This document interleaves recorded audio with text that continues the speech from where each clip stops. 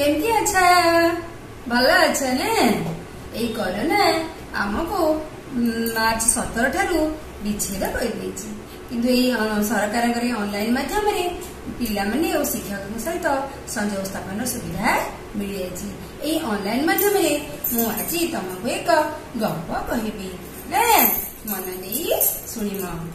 आगक online माध्यम अन्य गुड़े विषय भित्तिक शिक्षादान करा।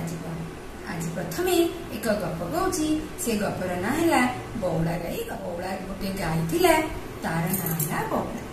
तार एक छुआटे थिला सुंदर कुलकुलिया छुआटे थिला तार ना औला।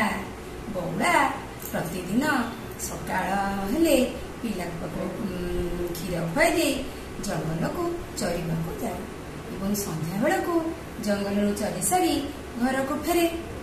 घर को फेरले ता माँ छुआ खुशी रहती।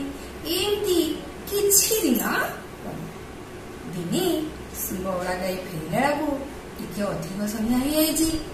बाटे आसला बेलू बाघ मामू ताको छकी बसी। बौला गाई को बाघ मामू देखी कहला बौला मु आज तते खाइबी। बौला कहला नाई नाई नाई नाई मते तमे खाओ नाई। ना ना ना मु तोर खाइबा मनस्थ करिछि मु आज ते निश्चय खाइबी। बौला गाई पुणी पुनर्बार कहला ना ना मते खाए नाई कहीं ना मोर घरे सकाळु छोट छुआ को छाड़ी दे आसी भारी भोक हो तेणु सी मत बाट को मोर चाह बसी तेणु मत तुम्हें खाओ ना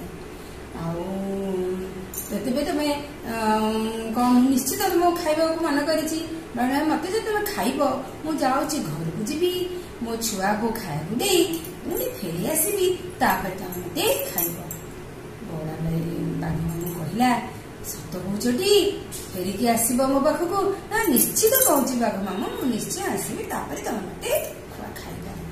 या कही बाघ मामू पाखर बौला गाई घर को फेरी। घरे ता छुआ को आखिरे पेट भितर लुह और कोह चापी रखी छुआ को खाया देती। छुआ सुंदर भाव पेटे खाईदेला किंतु बाघ मामू के रक्षा करी छुआ को सांत्वना दे घर पुणी बाहरी आसी बाघ मामू पाखक। बाघ मामू आसला बाघ मामू सेमती छकी रही। बौला गाई को देखीदे बाघ मामू प्रथम आश्चर्य होगला तुम पुणी आसिल। हाँ तुम कथा देली से पुणी आसिली ना। बाघ मामू बौला गाई की देखीदे खुशी होगला और सतु सत पाखक आसी जाइथिबारु से खाई नथिला।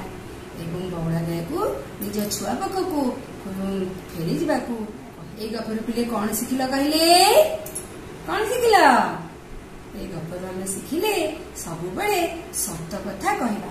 सत्यर सबुबले जय होता है। सत कथा कहले बाघ मामू भली हिंसा जीवा बाट छाड़ी दे था। बाघ मामू ठारू विदाय नहीं बौला गाई घर को फेरला और माँ छुआ खुशी रही। कही ए गपटी ये सजाई। आज समस्त सत कहवा चेष्टा करवा मिछता कहवा ना आम सत कथा कहले सब विपद मुक्त पाइबा। एति कही विदाय नौची बाय।